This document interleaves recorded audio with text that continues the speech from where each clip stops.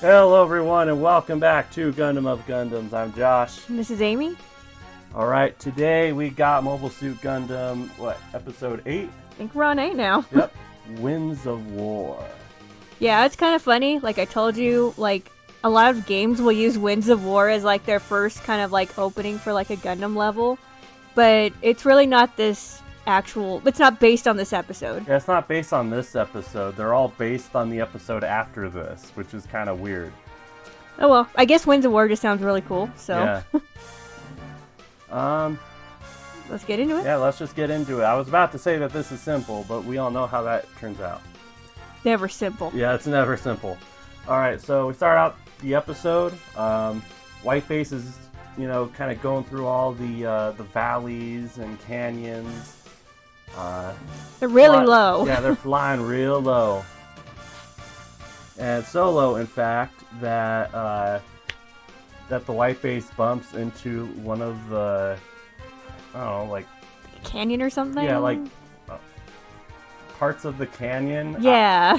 I was about to say mountains, but it's in a canyon, so it doesn't really work that way. They hit the ground. Yeah, they hit the ground, and it kind of throws Amuro and Frau Bo everywhere, along with whatever they're hauling. It looks like parts. I think so. They're just kind of gray. Yeah. Kind of there. I don't know. It's never expanded on. But they do end up hearing it like a mother and her child on the sub-bridge, which I'm just thinking, how'd they get access to that? White Base is lax in security right now. Yeah, I guess. And these are going to be pretty much the main characters of this episode. Basically. Thankfully, it's not the old guy from last episode. Yeah, thankfully, in terms of refugees, they're a little bit more tolerable. So. Yeah. I think they're still a little... I don't know. Well, what's the word I'm looking for? I mean, it still kind of gets annoying. Let's just admit that. Yeah, it's still a little annoying, but... It's not as bad as the refugees sitting Yeah. in, like, the bridge of the White Base last time. It's not as bad as, like, the old guy with the turtleneck last time. And they're kind of waiting for the White Base to go to a particular spot. And Amuro's kind of watching this, and he's like, man, are all mothers like that? And, I guess it's because he hasn't seen his mom in a while. Yeah, we don't even know what age Amuro actually left with his dad, so... He knows that his mom's on Earth, but that's about as much as he kind of remembers, so I'm assuming kind of fairly young. Yeah, he probably just has very faint memories of his mom. But we go back to the bridge. Lieutenant Reed is like, Bright, this is reckless, fly higher. And Bright points out that there are stops flying above White Base. Yeah, essentially they're just ready to attack whenever. And, he gets in a little diss at Mirai because he says she's like an inexperienced pilot. Yeah, Mirai's like, oh, I'll show you. She does later. I mean, she Yeah. does some really good piloting stuff later. Yep. But we go to Zeon's perspective. We see Garma. He's just kind of saying, hey, keep tailing the White Base or the Trojan Horse. And then join up with the attack group at the end of the canyon. And we kind of find out why White Base is flying so low. So basically they are trying to use the environment to concentrate their emitted... Minovsky particles. Yeah, Minovsky particles, so that they can't use their guided missiles and stuff. Yeah, so Sharp points that out. He's basically asking Garma, like, hey, why do you think they're doing this? Garma points out, he's like, I think it's the radar. They're trying to avoid our radar. But it's like, no, this is the point. This is what they're trying to do. So you basically can't use your big weapons on the White Base right now. Yeah. Otherwise, like, it's probably gonna miss. But there's not, like, a guaranteed chance of them hitting. You're just basically wasting ammo at this point. Yeah. But back on the White Base. Yeah, but back on the White Base, so the DOPS end up peeling off. And Bright kind of points out that, well, one, they call it the Great Canyon. I'm thinking this might be, who knows, it could be translation, it could be the Grand Canyon like in like Arizona or whatever, but okay, just hear me out. So, like, whenever I go get like chocolate at like the Asian markets or Japanese store and stuff, it's always called black chocolate instead of dark chocolate. So it could be like it could be a translation error like that, for all I know. We could be in the Grand Canyon right now. Yeah, we could be. It's very unclear.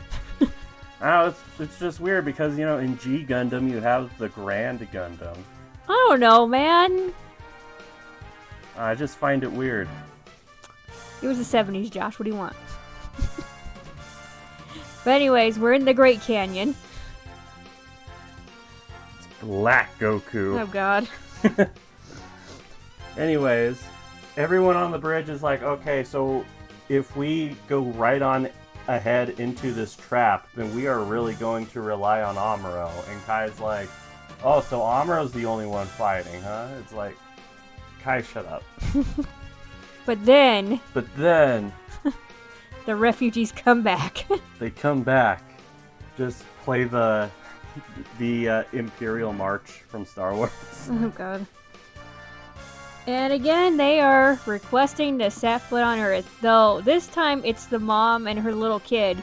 They're the leaders, even though I think Turtleneck Guy is also back there again. Yeah, he's back there again. But essentially they're asking to be put in this exact spot because her husband's hometown was here. St. Angus. Yeah. And Reed's like, really, in this situation, this is what you're requesting? Which, again, I don't like to agree with Lieutenant Reed, but he does kind of have a point here. But he did want to throw off all the refugees from the ship the last time. Yeah. Now, Bright has an idea. His idea is to suggest a ceasefire to Zeon so that they can drop off the refugees. Which, at this point, I think Bright is just like, okay, get them off the ship. Honestly, I wish they'd all get off the ship, but we're not that lucky here. How come they didn't all get off the ship here? I don't know. Because that other old man with his grandson wanted to go to South America so bad, that's why. But they don't even get off at South America. I don't know. All these people are complaining about wanting to step on Earth. First it was staying at Side 7. Then it's staying on Earth. And it's like, well, why doesn't everybody get off here now? Because, unfortunately, that doesn't happen, and this becomes a problem again later. Yeah, it's really annoying. It is really annoying. I really wish they would have just taken care of all the refugees here. Yeah. That's all that can really be said about this. You know, refugees are all happy. Then we cut back to the Zeon perspective. Char doesn't like this. He's very paranoid, but for good reason, we'll find out, but... Yeah, I mean, think about it from his perspective. So this ship that he has been fighting for, I don't know how long, like, probably a little over a month, has never requested to drop off anyone before. True. And they just went to Luna 2, like, not too long ago. So he's probably thinking, okay, if there were civilians, then they would have been dropped off at Luna 2. Yeah, he might be thinking that. So, he is very suspicious. But he does tell Garma it's a good time to mobilize all their ground forces, essentially to make sure they can cut off the white base. Yeah. And Garma is a little too gung-ho in this episode. Yeah, it's like he doesn't think things. He doesn't think things through too much in this. Yeah, he just kind of goes by Char's first suggestion a lot of the time. But he doesn't think about like how it might affect, you know, his fighting force or anything later on in the episode, which, you know, is obviously not very good. Yeah, and Char kind of points this out, like, yeah, he was definitely really spoiled. There's a lot of backsass from Char in this. Yeah, Like, he's not actively saying it, but he's thinking Yeah, it. yeah. Back to the white base. Kai is blowing a hole in the gun parry, which I think this is the first appearance of the gun parry. I think so too. Yeah, so they are blowing a hole in this gun parry so that they can kind of trick the enemy later. We see Garma is kind of amassing his forces. Yep, all the Dops and Magellas are kind of just getting together, ready for the white base to come out of the canyon. Yep. And Garma's like, yeah, I'm definitely going to win this time. He has that stupid smile on his face. And Char's like, yeah, this will prove that you're even more of a fool. Just that smile. Again, he's thinking that. He's not actually saying it. He's thinking that. He's not actually saying it. So the gun parry launches. First appearance of Job John. Yeah, we haven't seen Job John yet, so first appearance for him. And if you notice, Ryu looks a little bit different. Little lighter. Yeah. I think on a different screen you can really tell against Amuro's kind of like white suit that he wears, but it's just like, Yeah. Amuro and the crew are inside as well for the plan. And Amuro's like, are you sure you guys want to be set down here in the middle of nowhere? Then Mom just kind of like, yeah, St. Angus. St. Angus, that's the MacGuffin in this episode is St. Angus. Yep.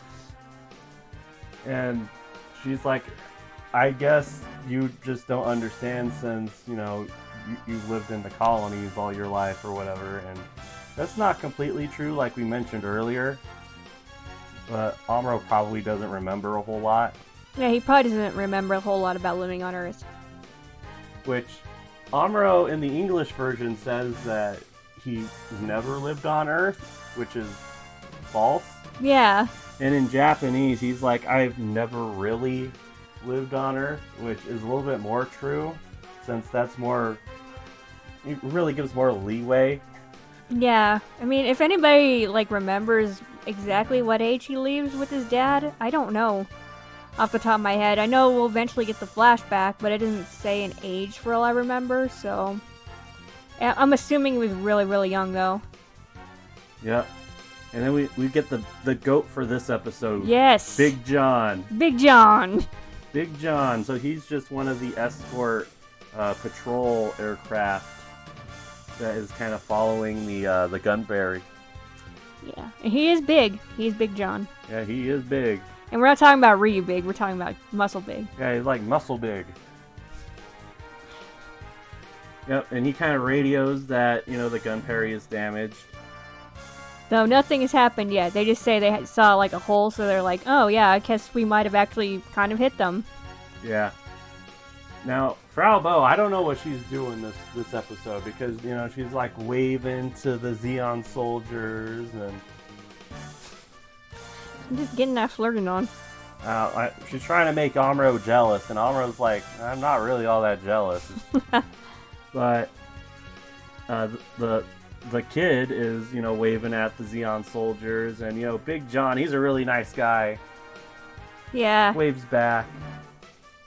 He's a family man. We find that out later. Yep. Big John is a good dude. Yeah, he's a real good dude. This is kind of the first instance that we see that, Zeon has quite a few good people as well. Mm-hmm. There are more people like Big John out there. Yeah, this is the first episode where we kind of see the neutral point of view, and it helps that it's from more of the mom and the son side, which kind of helps, happens more as the episode goes on. Yeah, and they come across a big lake. A really huge lake. It kind of looks like multiple lakes, but it's whatever. They're talking about a singular lake. And she's like, oh, I don't remember a lake being here. Which is kind of your first hint to what's going on in this episode. Mm-hmm. And then also, I think everybody on the gun parry, too, is like, what's the name of this lake? Yeah, Ryu's like, what's the name of this lake? And Job John is like, I think this is just a bomb crater, man. Foreshadowing. Yeah, and we kind of see it. There's, stuff in the lake. Plus, there's a road that leads directly into the lake. Yeah, it's like It's kind of obvious. goes into Atlantis, where Aquaman lives. No, it's where that Ringwraith guy lives from that Titanic movie. Oh yeah, In Search of the Titanic. there's a lot of bad Titanic movies. Ugh. Or it's where SpongeBob lives. I don't know. A lot of people could live in that lake. Yeah. Which so another interesting thing is that they do see like 3 houses there. And I guess those 3 houses just kind of got lucky. I guess so. Yeah. But you would think, there's only 3 houses here, just in the middle of nowhere. Maybe, we should take that as a sign. Yeah, you would think so. I bet you they could tell you, like, where, if you're looking for a particular place, the people who are there could probably tell you. If there are people still living there. Yeah. So they get close enough, and the plan goes into action. So Amuro and the White Base crew, they go, and they kind of fake smoke coming out of that hole that they made in the gun parry. Yeah, they essentially try to make it look like it's an emergency landing. Yeah. Char doesn't like it. Again. Because, he's got them, I wouldn't say new type at this point, but he's got them, Char senses. Like, they're tingling right now. Yeah, he's like, this doesn't sound right. And he kind of lets it go after hearing that, like, one of the rotors have stopped on the gun parry. He's like, I guess it's just my imagination. I'm being paranoid. And like you said, they make a very convincing crash landing. Amuro kind of contemplates whether it's successful or not. Now, we do figure out that there's only like 9 refugees on this ship.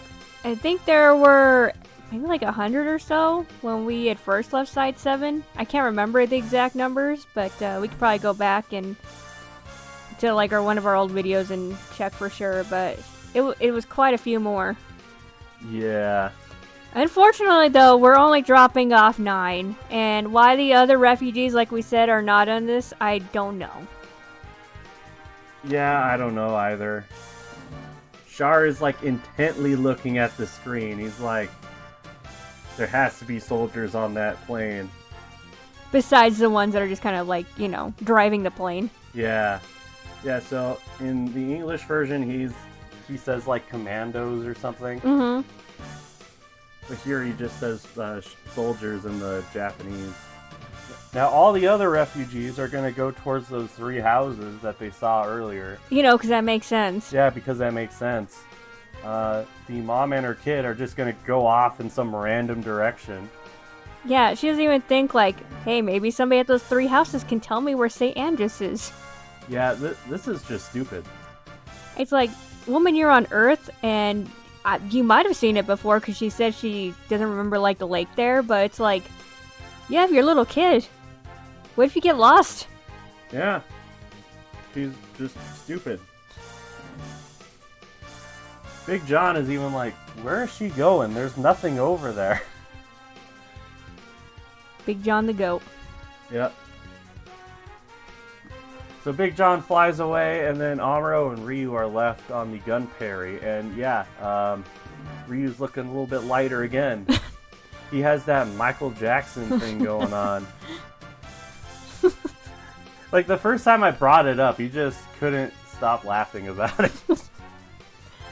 I mean, it's the same character model, but it's really off color. We'll just say that. Yeah. It's like he hasn't gotten any sun in like, I don't know, a month or something. Yep. Then we go to the eye catch, and it's still the same.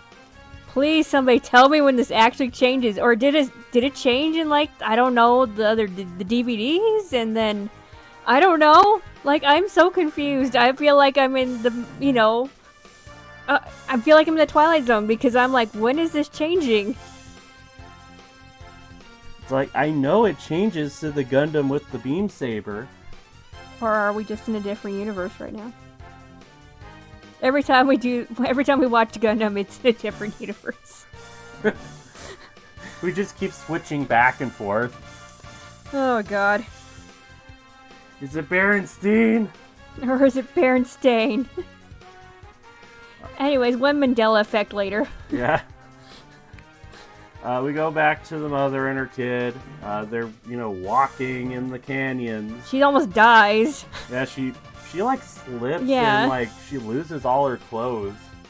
It's like, really? You thought this was a good idea? Yeah. Big John and I don't think we get a name for whoever. Big John and some little dude. Yeah, some skinny guy. Yeah. They're kind of escorting The crew. yeah, the crew back to the white base. And Frau Bo is kind of like winking at the skinny guy, and he's like, "Oh, look, did you see that, Big John?" And Big John is just looking at him like, "Dude, shut up." And Big John's not having any of that shit. It's like, what are you doing, man? They get back to white base. Big John is like, "Hey, I'm gonna go back for that mother and her kid."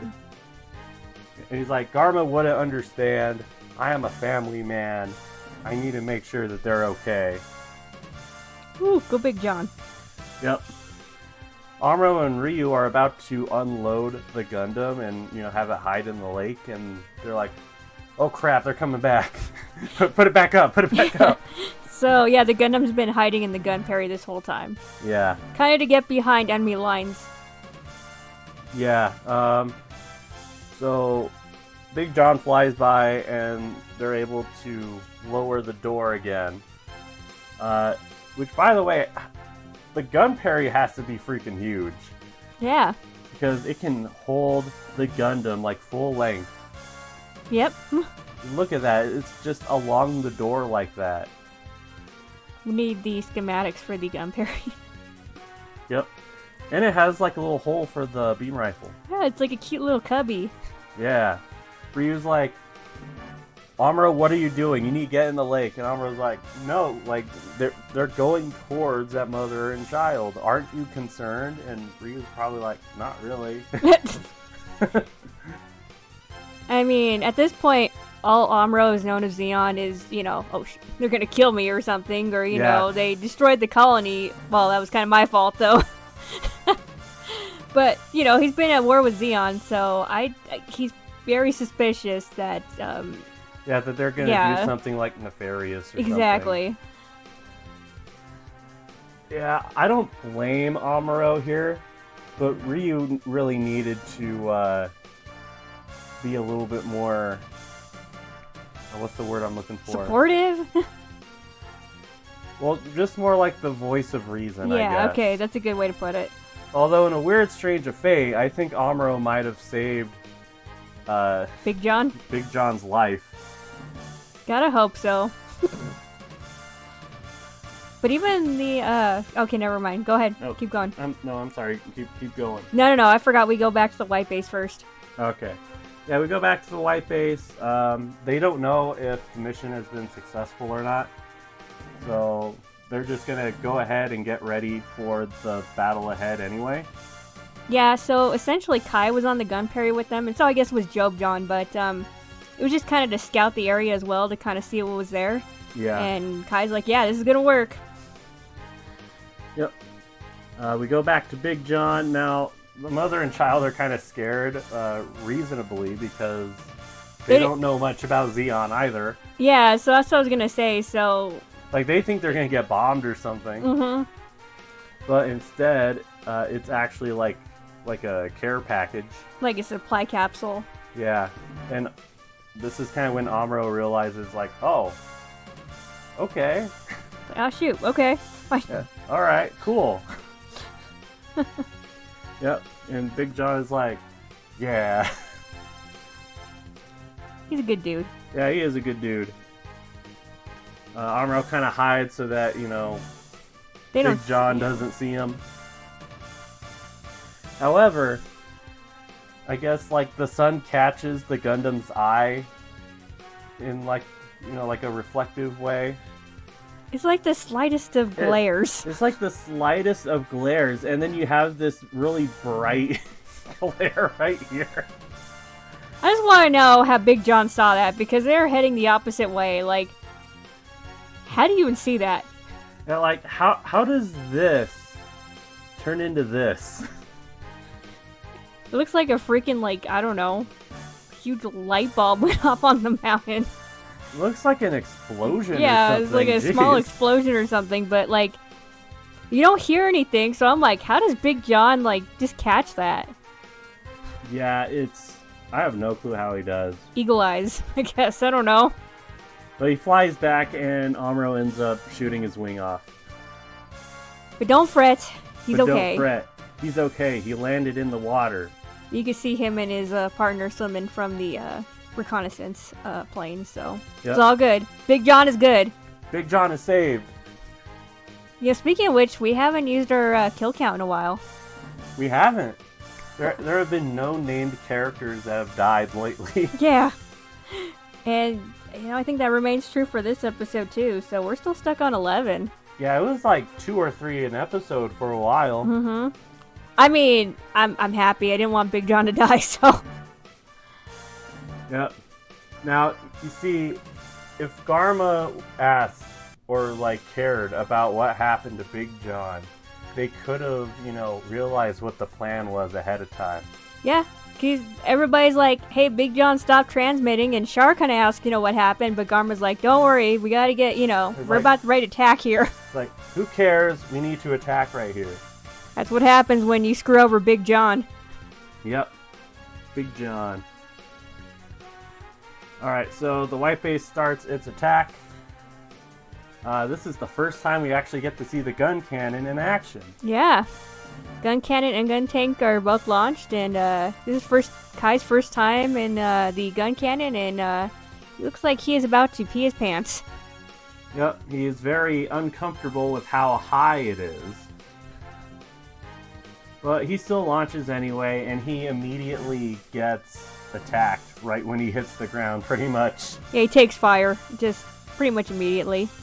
Yep. So he's like freaking out. He's like freaking out, and he's able to fire back. He actually does quite good. He takes out one of the Magella tops. Mm-hmm. And he's just so scared. He's like crying. And so I'm saying he's about to pee himself, man. Yeah. Now, all of Zeon is like, hey, there's this new mobile suit now. Now there's another one. There's another new mobile suit. And they kind of all start aiming towards Kai. And eventually Kai just kind of runs out of ammo. Pretty much. And he's just like, oh my god, I'm gonna die. I feel really bad for Kai because he kind of got picked out in this episode by the enemy. It's like, everyone focus on him. Just luckily his armor's good enough. Yeah. Now, after a while, Char just kind of realizes, like, oh my god, they're hiding a mobile suit in the water. Or, yeah, in the transport ship or something, Yeah. Like, he just knows it, but, like... Yeah, like, he just figured it out, and he's, like, explaining it to Garma. It's like, they fake a crash landing, and they hide a mobile suit inside the carrier, which we didn't check. But Garma over here he's just so super overconfident. Like, he's like, no, we got this. We're gonna win. There's no way that they could have done that. Exactly. And then they get notified that there's a Gundam behind their front lines. Yeah, the Gundam is behind there. And essentially, like, you just hear a whole bunch of people like, oh my god, Commander, this thing just showed up. Ah! And Garma's like, impossible. Yeah, he starts freaking out. Impossible. Oh, God. Nari. And so, at this point, this is where we get to see the Gundam start attacking. Yep, and this is where we have our big difference this episode between English and Japanese. Yes. So this time, the English version has an extra OST. Yeah, so, by the way, I'm still looking for that OST that got left out of the last English episode. English episode. when Char and Amuro do their free fall battle. Posted it on a few social media websites. I'm trying to figure it out. But this one we were able to find. So in the English version of this, they actually added in the OST. It's Encounter in a Lonely Sky. And I guess it really just changes the mood, is kind of like you were telling me. Yeah. And I can kind of see that. So when you add in this OST, it does make it seem like the white base has kind of already won the battle at this point. Yeah. But like, they're a lot more in control. And... yeah. And I guess that makes sense, kind of, because Garma's peeing his pants back at his base, but you thought it was more kind of a tension thing, like leaving it just silent here in the Japanese version. Yeah. In the Japanese version, it's just plain silent during this part. There's no music at all. So now it makes me wonder. I wonder if, like, the track from last time when they're free falling, I wonder if they took it out due to them just not liking how it set the tone versus it being like a licensing agreement or something. I honestly don't know. I mean, it could be because this one was added in, and like we said, it kind of changes the tone a little bit for this scene. But I'm still looking. I'm still looking for that specific track. I guess when I find it, I'll let somebody know. But at least we found this one. That makes me feel happy. Yeah, maybe we're kind of looking at this kind of the wrong way. Instead of thinking of like copyright and all that, maybe we need to think about it more as like the English edit and then the Japanese edit. It is very interesting, though, how they switched around some songs or, took away or added some stuff, so... Yeah. I never thought we'd catch anything like that when we were going through this review again, because all the other times I've either watched the series all in Japanese or all in English, so it's... Yeah, I wasn't expecting this, so that's kind of cool. Yeah. We go back to the bridge. Bright's like, good, Amuro's here. Our plan worked. now we just need to finish the job, pretty much. You got them pupils again. Yep. Mirai kind of demonstrates some really good flying. Oh yeah, she's like dodging missiles. Yeah, she's dodging missiles and making Zeon hit like their own allies, and it's actually really neat. Yeah, you go, Mirai. Yep. Nothing much to really say about the fight this episode besides what we've already said, but the animation looks pretty good. Yeah, it is pretty good. There are definitely a lot of reused animations, but everything that's kind of newish looks pretty good. Yeah, it looks pretty decent. So Amuro kind of continues his habit from last episode. Well, not last episode. It was like the episode before that, where he just threw his shield at someone. Except for you actually see it land in like the Magella, and then he'll do it again later, which is kind of fun. Yeah, so Amuro's doing his best Captain America impression over here. Essentially, kind of, yeah. Yeah, he'll just throw his shield, and then he'll go and get it back. Yep. We kind of go back to the perspective of the mother and her child. She's helping Big John with his injuries. Yep, and essentially we just kind of get... I guess the moral of this whole episode is that people, they're asking like who's gonna win, and then the mom's like, it really doesn't matter because, there's gonna be less fathers, less brothers, less people in general for people's families, so it doesn't matter if you're Earth Forces or Zeon, Somebody's gonna be a widow now again like her, essentially. I mean, it does matter a little bit. Well, I mean, it does matter a little bit, but they're trying to be, gray and ambiguous here that, hey, you got Big John. Big John's a good guy. Yeah. He's on the opposite side of the white base, but, thankfully, he didn't die in this, like you said earlier, and I really want to know if Big John lived through the whole war. I hope so. I can't find anything, so... I mean, he's just kind of like a one-off character. imagine like a spin-off A Big John. show. Yeah, Big John, the animated series. Anyways, we go back to the battle and we get like these cool like nighttime flashes of like what's going on. Like Yeah, you get gunfire and then yeah, you see just like a little bit of the gunfire, and Zaku. you see a little bit of like the white base and the Zaku. It's kind of neat. Nice still frames. Yep, nice still frames. Amuro is still throwing the shield at people. Which this guy just gets smushed. Oh yeah, you see it like in the actual cockpit view too, where he just like you see the shield coming into him. It's like oh yeah. Oh, that's a horrible way to die. Yep. And then after this, we get the legendary two-eyed Zaku right here. Yeah, you thought it was just like a Gundam breaker thing. No, it started back in the 70s. You guys thought it was just a meme, but no. You guys thought it was just a cursed meme. But then it goes back to being one-eyed. Yeah, after Amuro stabs him. So I don't know how that works, but hey, whatever, doesn't matter. yeah, it doesn't matter. Amuro ends up kind of having to defend against another Zaku, and I guess there was a third one kind of up above Amuro, but Kai just kind of pushes him. Yeah, he just pushes him off the cliff.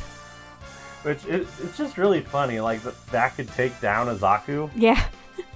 I mean, it just lays there, so I'm like, is he dead? Yeah, it just kind of falls and it looks broken. Like, so did he die? Yeah. It's very unclear. On the other hand, that shield is huge. It is, yeah, it's a huge shield for the Gundam. Yeah. The other Zaku is like, screw this, I'm running away. Yeah, he just freaks out, throws his gun, and he just starts running. Yeah.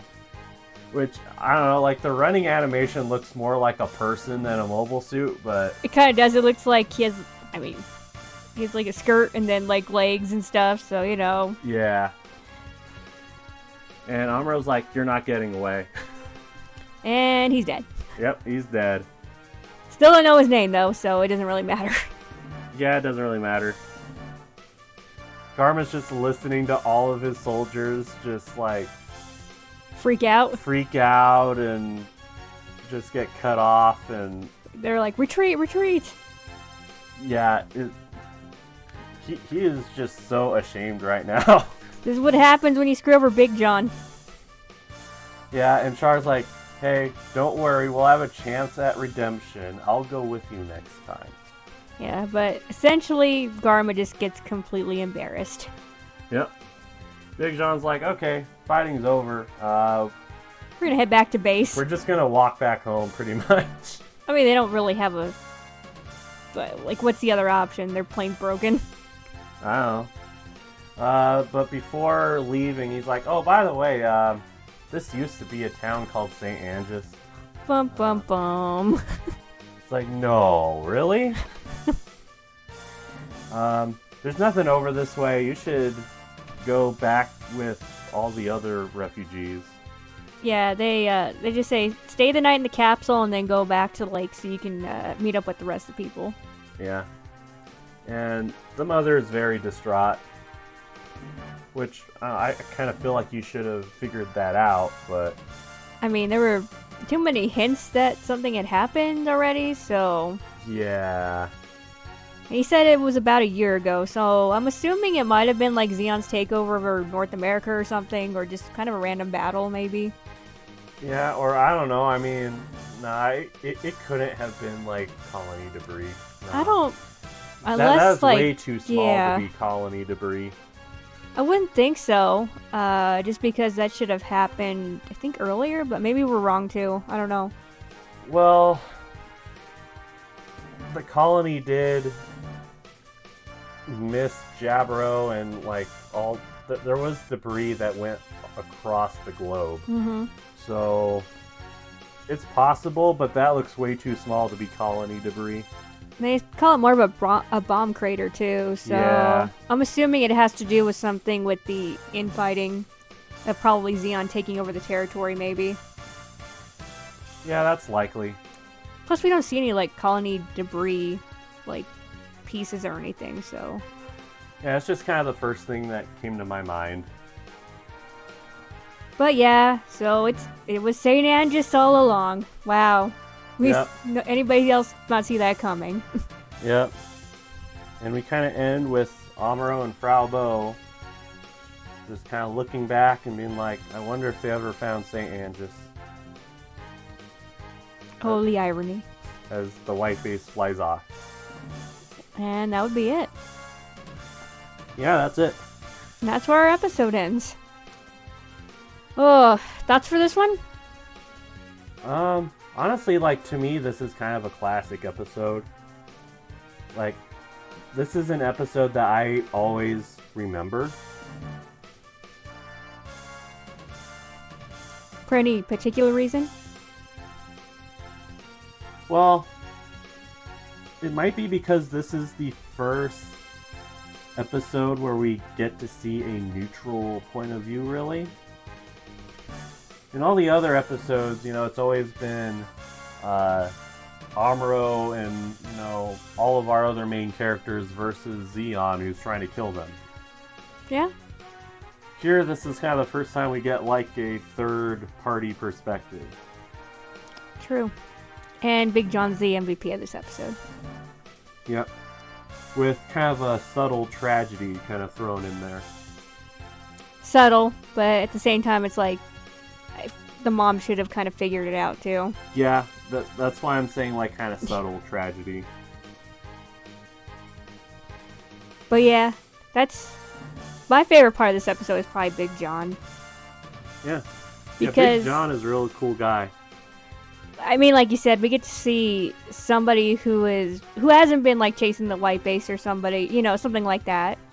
He's on the other side, but you know, he's a decent person, so you know, it's our first look into knowing that Xeon also has decent people. Yeah, it's the first look into kind of the nuance here. And, you know, it kind of shows because, like we said, Amuro was like, oh, shoot, they're going to go kill the mom and her son and stuff, too, because, you know, that's what's been chasing them this whole time. But, yeah. Like, to Amuro, like, he's probably seeing Xeon as just straight up demons. Essentially, yeah.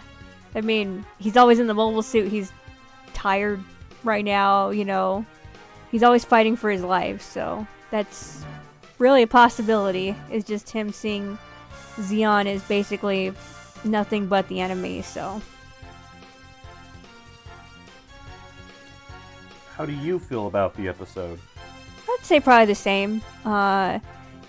Even though it has to do with the refugees, it's not as bad as the last episode or some of the other episodes we're gonna get, because we still have refugees on the ship. Yeah, I don't think they really do much until after Garma dies, though. Yeah, it's just like, oh man, I wish we'd have dropped off all of them here. Might have been impossible for just the Gunperry, but just get most of them off, please. Yeah, it didn't look like there was a whole lot of seats on the Gunperry. But at least, like I said, the mom and her son, not annoying like the old man turtleneck guy from last episode. Do you notice how they made a request without taking hostages? Whoa. I know. It's crazy. It's crazy. And it's a good plan by Bright to use it as the decoy as well. So, kind of like kill two birds with one stone. Yeah. So yeah, I think it's a decent episode. I think, as you said, I like it because it finally shows Xeon is something more than just the villains in the whole series. So yeah, there's a lot more of a gray area here than what we're kind of led to believe at first. I mean, especially with the other like Xeon pilots we've seen, like Jean. Yeah. An idiot, you know, who fires like on civilians and stuff in the colony. Gene, and then at this point the audience probably doesn't have that good of an impression of Char, because on one hand, like he's chasing the white base, and then on the other hand he's out to make his superiors look foolish. Oh, he's very petty, especially in this episode too. Yeah. It's all the translations were pretty much the same for Char, so like no tonal difference like we've seen kind of in the past, but nah, he's actively just like laughing at Garma because he's making so many mistakes. So yeah. Which, by the way, Dren is not in this episode. No, he's on vacation this episode. Yeah, he's just on vacation. He's at Garma's bar. Yeah, maybe. Yeah, I mean, we'll get to see it later, but. And then Ryu actually does something kind of this episode. Flies the gun parry with Job-John. Yeah. Yeah. Ryu actually does something this episode. Yeah, he does. We don't really get to see him after that, but they just leave him on the gun parry. Well, I mean, they probably pick up the gun parry. I mean, they have to because we see it later on, but Yeah. I don't know if there's anything else I could really say about it. Just solid. Yeah, Nice. It's just a solid episode. Solid. I guess it could kind of be considered filler, since it does get cut out of the movie. Yeah, I can see that. But just like we said, the nice way of seeing Zeon is more than just the enemy. It's kind of a good way to break it up before we go into like the next episode where it's just all out battle again. So Yep. I think that's all I can really say though. That's all I have to say, honestly. Ugh. I mean, I guess other than the episode, I guess we can tease that we're trying to start our first kind of top 10-ish list for Halloween. Yep. So we need to record, but we have a list ready. Yeah, essentially we're just kind of getting all of our research and stuff done first, and we'll be recording, and our goal is to release it probably on Halloween. So, yeah. Yep. Just a little tease. You guys might be a little upset at our number 1 and number 2 picks. We did a lot of discussions up on this, okay? But we'll preface this in the video before we actually go through the top 10, but yeah, it was a lot of discussion, and hopefully you guys will like it anyway. But yeah, some people might be upset, and I'm okay with that. We're okay with that because, like we say, like, guys comment and stuff, tell us what you think, because we try to read them, and like we like to get into discussion. We're watching Gundam again, so we just kind of like to talk about it. So yeah.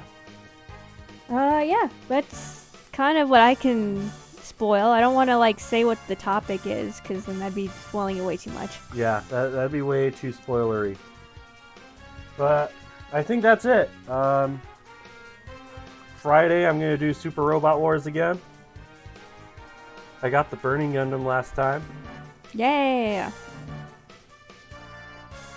You could hear me do my horrible version of the Burning Finger. Mm-hmm. Yeah, I was having fun. It was I know.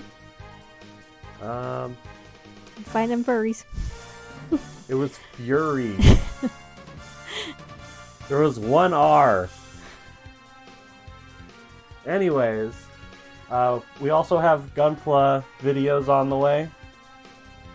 I just need to edit it. And I think that's everything upcoming that we have right now. Sounds good to me. Alright, we'll just end it here. Yep. Please like, share, and subscribe. Hit that notification bell. Yep. Check out our X, or Twitter, or whatever you want to call it. X. Yeah. Yep. But this has been Josh. And this has been Amy. For Gundam of Gundams. See y'all later. Bye bye.